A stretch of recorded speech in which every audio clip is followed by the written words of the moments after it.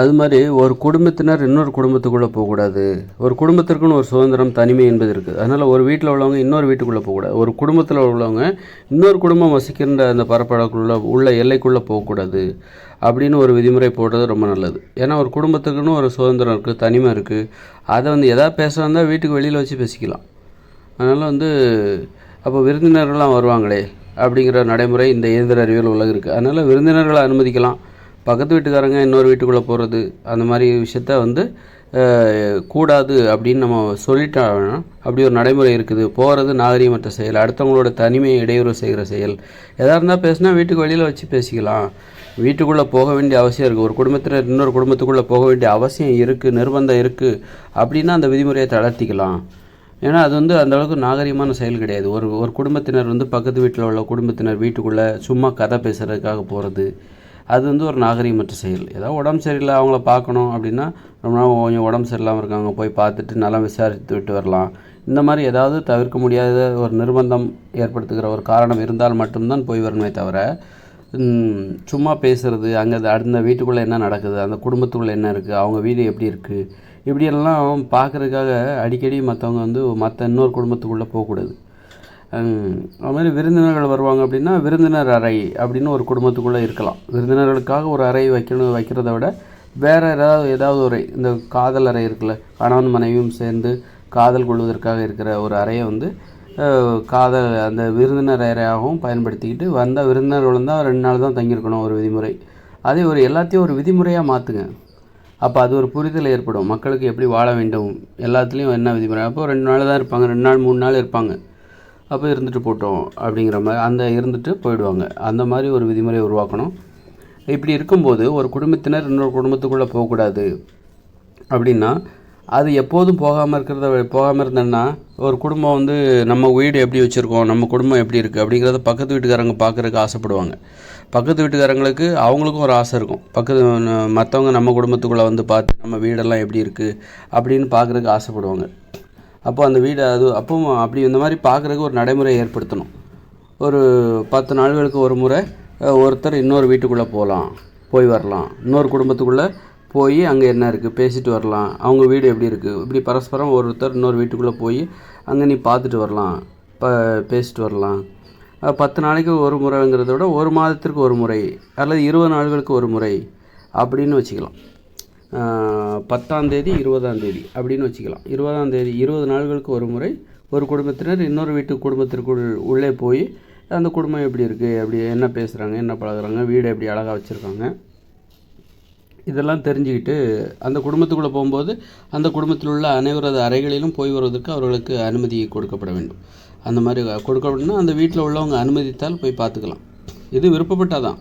இன்னொரு வீட்டு 20 நாளைக்கு ஒரு வாட்டி நீ இன்னொரு குடும்பம் எப்படி இருக்குன்னு நீ போய் பார்க்கலாம், உள்ளுக்குள்ளே வீடு எப்படி இருக்குது அப்படின்னு நீ பார்க்கணுன்னு ஒன்றும் கட்டாயம்லாம் கிடையாது. விருப்பம் இருந்தால் போய் பார்க்கலாம், ஒன்றும் நிர்பந்தமெல்லாம் கிடையாது.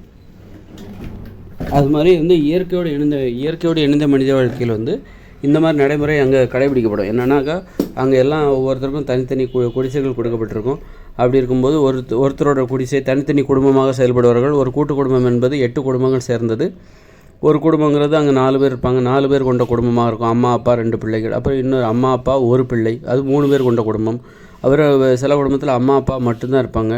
அப்போ அப்படின்னா அது 2 பேர் கொண்ட குடும்பம். சில குடும்பத்தில் கல்யாணம் ஆகாமல் யாராவது ஒருத்தர் தனியாக இருப்பாங்க, அது ஒரு நபர் கொண்ட குடும்பம். இப்படி மொத்தம் இப்போ 4 பேர் கொண்ட குடும்பம், 2 குடும்பம் இருக்கலாம் ஒரு கூட்டு குடும்பத்தில். அம்மா அப்பா 2 பிள்ளைகள், இப்படி 2 குடும்பம் ஒரு கூட்டு குடும்பத்தில் இருக்கலாம். இந்த மாதிரி ஒரு குடும்பத்தில் அதாவது அம்மா அப்பா மட்டுமே உள்ளவங்க 2 குடும்பம் இருக்கலாம் ஒரு கூட்டு குடும்பத்தில். இந்த மாதிரி 8 குடும்பங்கள் கொண்டது தான் ஒரு கூட்டு குடும்பம். அப்படி இருக்கும்போது அங்கே ஒரு விதிமுறை இருக்குது. ஒருவருடைய அறைக்குள் ஒருவருடைய குடிசைக்குள் இன்னொருத்தர் போகக்கூடாது. ஒரு குடும்பத்தினர் இன்னொரு குடும்பத்தினருக்குள் எல்லைக்குள் போகக்கூடாது. ஒரு குடும்பத்தினர் இன்னொரு குடும்பம் வசிக்கின்ற எல்லைக்குள் போகக்கூடாது. ஒரு கூட்டு குடும்பத்தினர் இன்னொரு கூட்டு குடும்பம் வசிக்கின்ற அந்த பகுதிக்கு போகக்கூடாது. எதாக இருந்தாலும் வெளியில் பேசிக்கோங்க. அந்த மாதிரி ஒரு விதிமுறை அங்கே இருக்குது. ஒரு கூட்டு குடும்பத்தினர் இன்னொரு கூட்டு குடும்பம் வசிக்கின்ற அந்த பகுதிக்கு உள்ளே போகக்கூடாது, அந்த எல்லைக்குள்ளே போகக்கூடாது. ஒரு ஊருக்காரங்க இன்னொரு ஊருக்குள்ளே போகக்கூடாது. இப்படிங்கிற கட்டுப்பாடுலாம் இருக்குது. இப்போது ஒரு கூட்டு குடும்பத்துக்குள்ளே நீ போகிறன்னா அந்த கூட்டு குடும்பத்தில் பிறந்திருக்க வேண்டும். அப்போ தான் அந்த கூட்டு குடும்பத்துக்குள்ளே நீ போவதற்கான அது உன்னுடைய கூட்டு குடும்பம் என்பதால் நீ அதன் உள்ளே போகிறாய். அப்படி இல்லை அப்படின்னா வேறு எந்த வகையில் உனக்கு உரிமை வரும் அப்படின்னா, அந்த கூட்டு குடும்பத்தில் உள்ள ஒரு பெண்ணை நீ திருமணம் செய்திருந்தால் அந்த கூட்டு குடும்பத்திற்குள் நீ போகலாம்.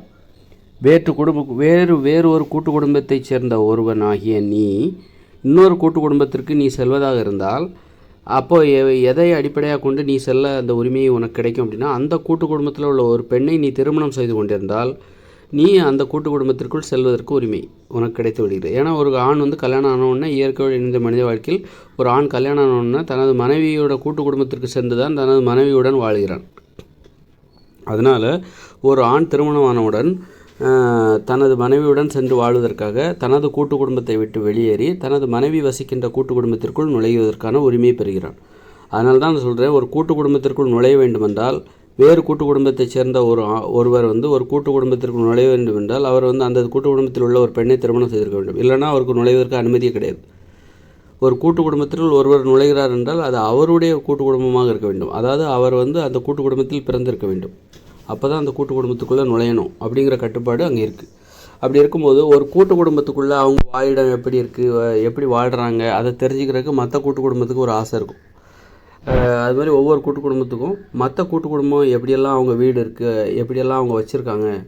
எல்லாத்துக்கும் ஒரே அளவு நிலம் தான் கொடுக்கப்படுது. வீடு குடிசை எல்லாம் ஒரே மாதிரி தான் இருக்கணும். இருந்தாலும் அங்கே போய் பார்க்கணுங்கிற ஒரு ஆசை இருக்கும்ல. அப்போ அதுக்கு ஒரு அனுமதி. மாதம் ஒரு தடவை போயிட்டு வரலாம். மாதம் ஒரு முறை நீங்கள் ஒரு கூட்டு குடும்பத்தினர் இன்னொரு கூட்டு குடும்பத்தினர் வீட்டுக்கு யார் உங்களை இன்வைட் பண்ணுறாங்களோ, வாங்க நீங்கள் என்னுடைய கூட்டு குடும்பத்துக்கு வாங்க, நீங்கள் வந்து என்னுடைய கூட்டு குடும்பத்திற்கு விருந்தினர்களாக வாங்க அப்படின்னு சொல்லிட்டு நீங்கள் வரவழைக்கணும். அது ஒரு நடைமுறை. மாதம் ஒரு முறை. அது வந்து ஊர் நிர்வாகத்தால் சொல்லப்படும். இந்த நாளில் உங்கள் விருப்பப்பட்ட வேறு ஒரு கூட்டு குடும்பத்தினரை உங்கள் கூட்டு குடும்பத்திற்கு நீங்கள் வரவழைத்து கொள்ளலாம் விருந்தினர்களாக அப்படின்னு சொல்லிட்டு வரவழைக்கணும். அப்போது இன்னொரு கூட்டு குடும்பத்துக்குள்ளே என்ன இருக்குது, அவங்க கூட்டு குடும்பத்துக்கு போவாங்க. அப்போது இது வந்து என்ன ஆகும் அப்படின்னா, ஒரு கூட்டு குடும்பத்தினர் தனது கூட்டு குடும்பத்தை அழகாக வைத்து கொள்வதற்கு அது ஒரு காரணமாக இருக்கும். அழகாக வைத்து கொள்வதற்கு அது ஒரு காரணமாக ஊக்கமாக இருக்கும். நம்ம வீட்டுக்குள்ளே நம்ம கூட்டு குடும்பத்துக்குள்ளே யார் வந்து பார்க்க போகிறா, பக்கத்து கூட்டு குடும்பத்தினர் வந்து ஒன்றும் பார்க்க போகிறதில்ல. நம்ம கூட்டு குடும்பம் எப்படி இருந்தால் என்ன, அழகாக இருந்தால் என்ன, அசிங்கமாக இருந்தால் என்ன அப்படின்னு சொல்லிட்டு யாரும் அலட்சியப்படுத்த மாட்டாங்க.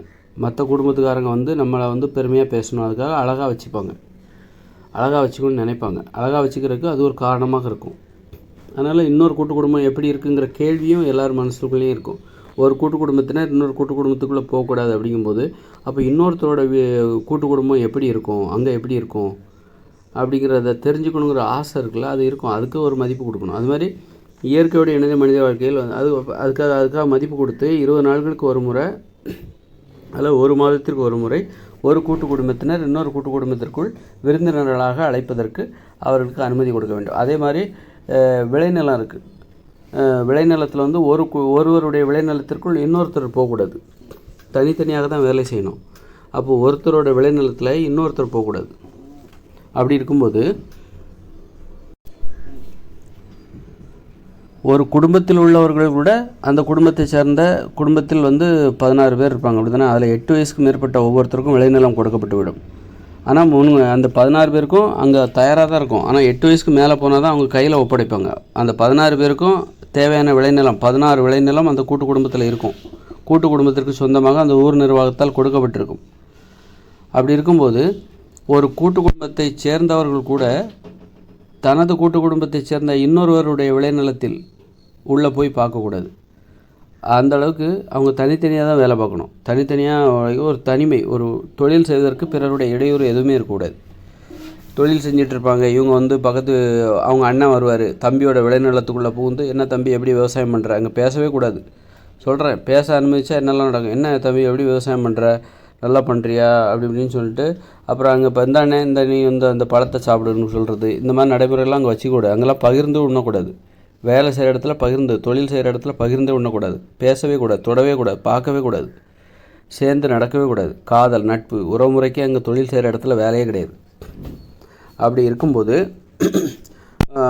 ஒரு கூட்டு குடும்பத்தினருக்குள்ளேயே ஒருவருடைய விளைநிலத்திற்குள் இன்னொருவர் நுழையக்கூடாது.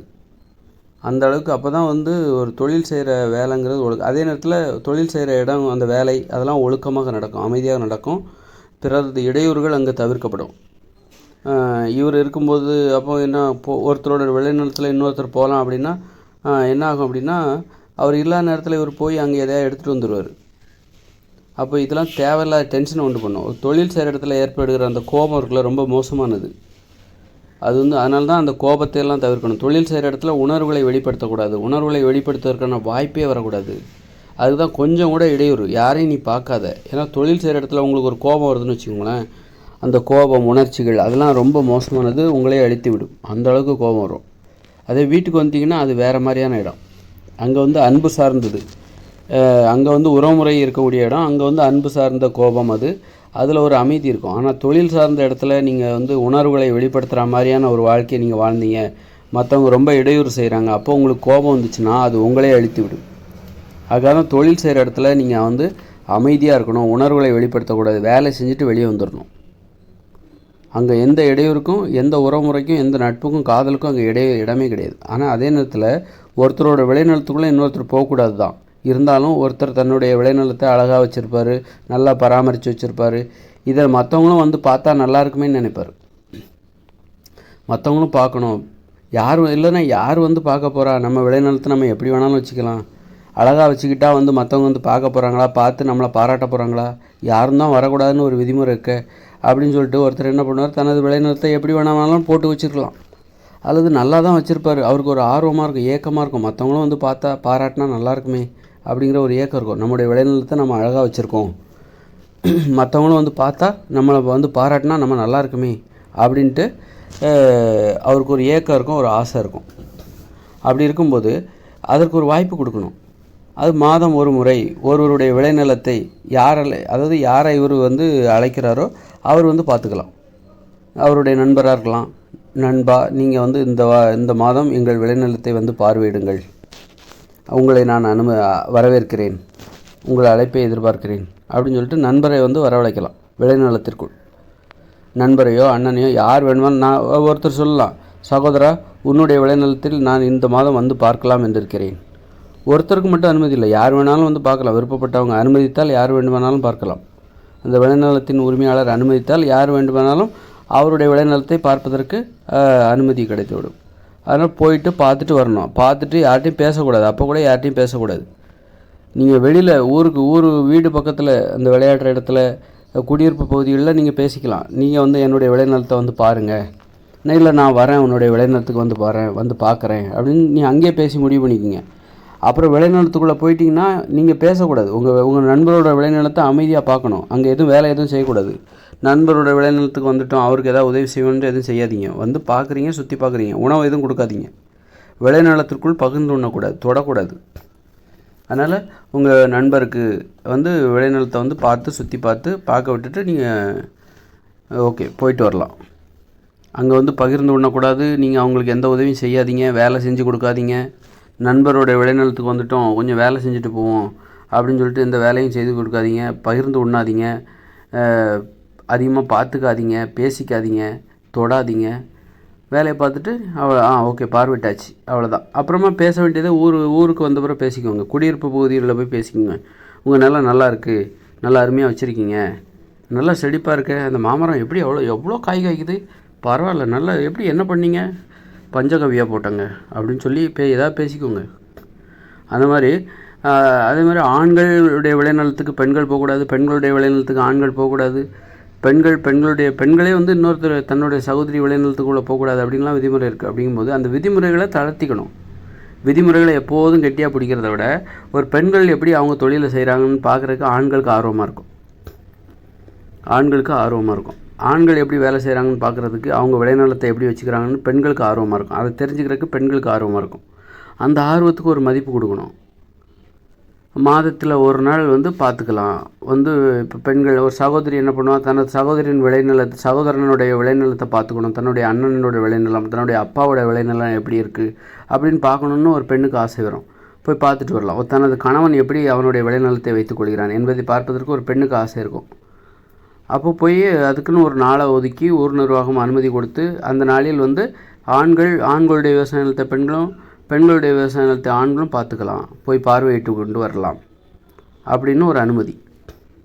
அப்போ யாரும் பேசக்கூடாது, பகிர்ந்து உண்ணக்கூடாது, தொடக்கூடாது, பார்ப்பதை கூட தவிர்த்து விடணும். இந்த மாதிரி இந்த மாதிரி விதிமுறைகளுக்கு உட்பட்டு நீங்கள் அந்த விளைநிலத்தை பார்வையிட்டு விட்டு நீங்கள் போய் வரலாம்.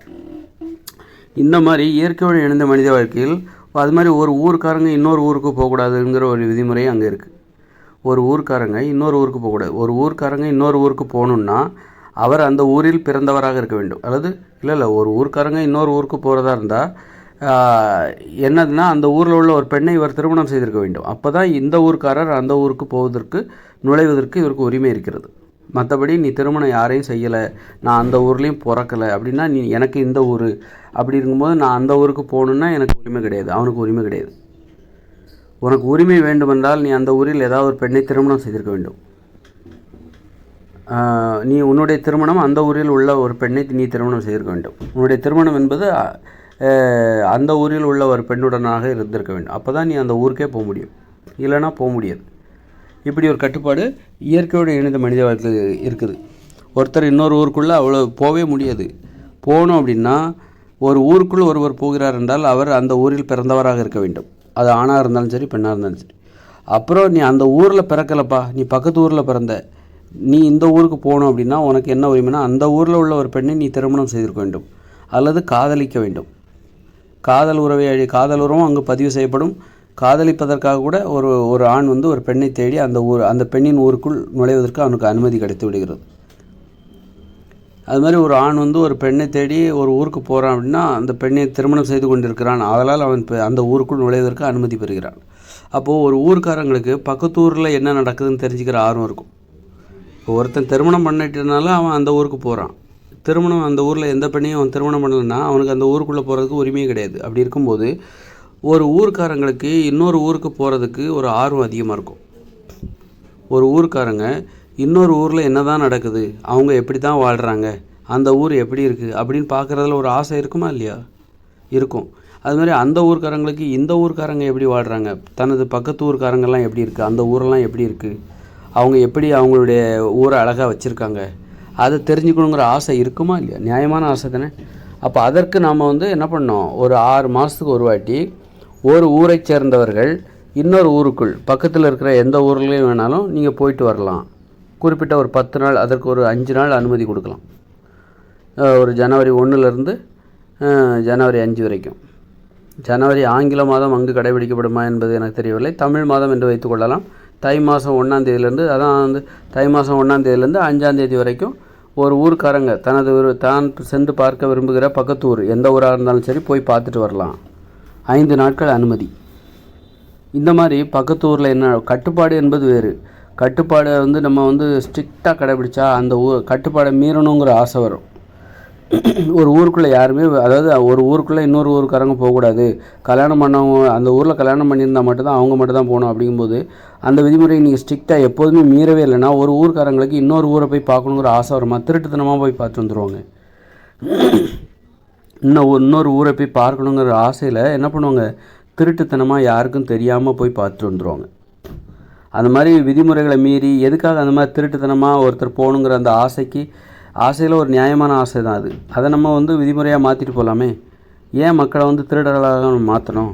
திருட்டுத்தனமாக விதிமுறையை மீற வேண்டும் என்கிற அந்த உணர்வு அவர்களுக்கு ஏன் வருகிறது? அதுக்கு நாம் தான் காரணமாக, அதுக்கு ஒரு வாய்ப்பு கொடுங்க. அப்போ அவங்க விதிமுறையை மீறணுங்கிற அவசியம் இல்லை. அவங்க உணர்வுகளுக்கு நம்ம மதிப்பளித்து அது போன்ற ஒரு விதிமுறையை உருவாக்கி இன்னொரு ஊருக்குள் போவதற்கு உங்களுக்கு 6 மாதத்திற்கு ஒரு முறை வாய்ப்பு தரப்படுகிறது. அப்போ நீங்கள் அந்த விதிமுறையை மீறணுங்கிற அவசியம் இல்லை. இன்னொரு ஊரை போய் பார்க்கணும் அப்படின்னா சரி 6 மாதத்துக்கு ஒரு வாட்டி வருது இல்லை டைம், அப்போ போய் பார்த்துக்கலாம். அந்த எல்லா ஊரையுமே பார்த்து வந்துடலாம். சுற்றி இருக்கிற எல்லா ஊரையும் ஒரு 5 நாள் 10 நாள் கூட கொடுங்க. 10 நாளில் நீங்கள் எந்த ஊருக்கு வேணாலும் போயிட்டு வந்துடலாம். ஒரு ஊருக்காரங்க இன்னொரு ஊருக்காரங்களே விருந்தினராக வரவழைக்கலாம். அந்த 10 நாளில் நீங்கள் வாங்க, எங்கள் ஊருக்கு வாங்க, எங்கள் ஊருக்கு நீங்கள் வந்துடுங்க, நான் அவங்க ஊருக்கு போய் பார்க்க போகிறேன், அவங்க ஊர் எப்படி இருக்குன்னு போய் பார்க்கணும் அப்படின்னு சொல்லிட்டு பக்கத்து ஊரை போய் பார்க்குறது. அதற்காக அனுமதிக்கப்பட்ட அந்த 10 நாளில் ஒருவர் தான் விருப்பப்படுகிற எந்த ஊருக்கு வேண்டுமானாலும் போய் பார்த்துட்டு வரலாம். அப்போது ஒரு குழப்பம் இல்லை, ஒரு விதிமுறை இருக்குது, இன்னொரு ஊருக்குள்ளே நீ போகக்கூடாது அப்படின்ட்டு. அப்போ அந்த விதிமுறையை கடைபிடிப்பது என்பது இப்பொழுது எளிதாக மாறிவிடும். ஏன்னா அந்த ஊரில் என்ன இருக்குதுன்னு இவன் போயிட்டு பார்த்து வந்துடுறான். அந்த ஊரில் என்ன இருக்குது, மக்கள் எப்படி வாழ்கிறாங்க, வசிப்பிடங்கள் எப்படி இருக்குது, எல்லாத்தையும் பார்த்தாச்சு. அப்போ ஒரு அமைதி இருக்குது. அப்போ விதிமுறையை கடைபிடிப்பதில் இவர்களுக்கு ஒரு அமைதி இருக்குது. அமைதியாக விதிமுறையை கடைபிடிப்பாங்க. என்ன விதிமுறைன்னா இன்னொரு ஊருக்குள்ளே நீ போகக்கூடாது. அப்படின்னு இங்கே ஒரு விதிமுறை இருக்குது. அப்படி இருக்கும்போது இவங்க போகாமல் இருக்க எனக்கு ரொம்ப சிரமம் தான். ஏன்னா நான் அந்த ஊரை போய் பார்த்துட்டேன், அந்த ஊர் எப்படி இருக்குன்னு எனக்கு தெரியும். அதுக்கு தான் அனுமதிக்கப்பட்ட அந்த 10 நாளில் போய் அந்த ஊரை போய் நான் பார்த்தாச்சு. அதனால் அந்த ஊரில் என்னென்ன இருக்குது, யார் யார் நண்பர்கள், அவங்க வீடெல்லாம் எப்படி இருக்குது, அந்த ஊரில் எப்படி அழகாக இருக்குது, நம்ம ஊரோட அந்த ஊர் எப்படி இருக்குது, வித்தியாசமாக இருக்குது, எந்த அளவுக்கு முன்னேற்றமாக இருக்குது, எந்த அளவுக்கு நம்ம ஊர் சிறப்பாக இருக்குது அந்த ஊரோட எல்லாமே நான் பார்த்துட்டு வந்துட்டேன். அதனால் எனக்கு அந்த விதிமுறையை கடைபிடிப்பது, இன்னொரு ஊருக்குள் போகக்கூடாது என்கிற அந்த விதிமுறையை கடைபிடிப்பது எனக்கு ரொம்ப எளிது. நிரந்தரமாக யாரும் இன்னொரு ஊருக்கு போகவே கூடாது, கல்யாணம் பண்ணவங்க மட்டும்தான் அந்த ஊரில் நீ பொண்ணு எடுத்திருக்கியா நீ மட்டும் தான் போயிட்டு வரணும், வேறு யாருமே எக்காலத்துலேயும் போகவே கூடாதுன்னு நிரந்தரமாக நம்ம ஒரு தடையை விதித்தா என்ன ஆகுன்னா, அந்த விதிமுறையை மீறுவதில் ஒரு ஆர்வம் காட்டுவாங்க. அந்த விதிமுறையை மீறுறது வந்து இவங்களுக்கு ஒரு புதுவிதமான அனுபவத்தை தரும். அந்த மாதிரி எதுக்கு நம்ம வாய்ப்பு கொடுப்பாங்க, எல்லாத்துக்கும் ஒரு அனுமதி கொடுத்துரும். எல்லாவற்றுக்கும் அதாவது அந்த விருப்பம் நியாயமானதாக இருந்தால் அதற்கு ஒரு விதிமுறையை உருவாக்கி விடுவோம். 6 மாதத்துக்கு ஒரு வாட்டி நீ விரும்புகிற எந்த ஊருக்கு வேண்டுமானாலும் நீ போய் பார்த்துட்டு வரலாம். ஒன்றும் கட்டாயம் கிடையாது. இல்லைங்க வேறு போகணுங்கிற அவசியம் இல்லை, அடுத்த வருஷம் பார்த்துக்கலாம், அடுத்த 6 மாதம் கழித்து பார்த்துக்கலாம் அப்படின்னா ஓகே, ஒன்றும் கட்டாயம் கிடையாது. விருப்பப்பட்ட அவனுக்கு ஆசை இருந்தால் போய் பார்த்துட்டு வா. அதே மற்ற நாட்களில் அந்த 10 நாட்கள் தவிர மற்ற நாட்களில் நீ இன்னொரு ஊருக்குள் நுழைந்தால் உனக்கு அந்த ஊருக்குள்ளே நுழைவதற்கு உரிமையே இல்லை. அப்படி இருக்கும்போது நீ நுழைந்தால் உனக்கு தண்டனை உண்டு. உனக்கு உரிமை இல்லாத ஒரு ஊருக்குள் நீ நுழைந்தால், நீ உனது ஊரை விட்டுவிட்டு வேறொரு ஊருக்குள் நீ நுழைந்தால் உனக்கு அங்கே உரிமையே இல்லை. அந்த ஊரில் நீ எந்த பெண்ணையும் திருமணம் செய்யலை, உனது திருமணம் என்பது வேற ஒரு ஊரில். அப்படி இருக்கும்போது நீ உனக்கு உரிமையே இல்லாத ஒரு ஊருக்குள் நீ நுழைந்தால் அப்போ உனக்கு தண்டனை உண்டு. அதனால் இந்த மாதிரி சட்டங்கள்லாம் இயற்கையோடு இணைந்த மனித வாழ்க்கையில் இருக்குது. அப்போ தான் ஒரு ஊர்க்காரங்க மற்ற ஊர்க்காரங்க நம்ம ஊருக்குள்ளே பார்ப்பாங்க. அது ஒரு பெருமை. நம்ம ஊரை பற்றி மற்றவங்க ஊருக்காரங்களுக்கு தெரியப்படுத்தணும், அந்த ஆர்வம் எல்லாத்துக்கும் இருக்கும்ல. நம்ம ஊரோட பெருமை மற்றவங்களுக்கு தெரியணும் அப்படிங்கிற ஆர்வம் இருக்குல்ல. அதுக்கு தான் 6 மாதத்துக்கு ஒரு முறை 10 நாட்கள் தொடர்ந்து 10 நாட்கள் இன்னொரு ஊருக்கு நீங்கள் விருப்பப்படுகிற இன்னொரு ஊருக்குள் சென்று பார்வையிட்டு வரலாம் அப்படிங்கிற விதிமுறை உருவாக்கப்பட்டதற்கே அதான் காரணம். அந்த மாதிரி ஒரு விதிமுறை, அந்த விதிமுறை ரொம்ப இறுகி பிடிக்கக்கூடாது அப்படிங்கிறதுக்கு காரணம்.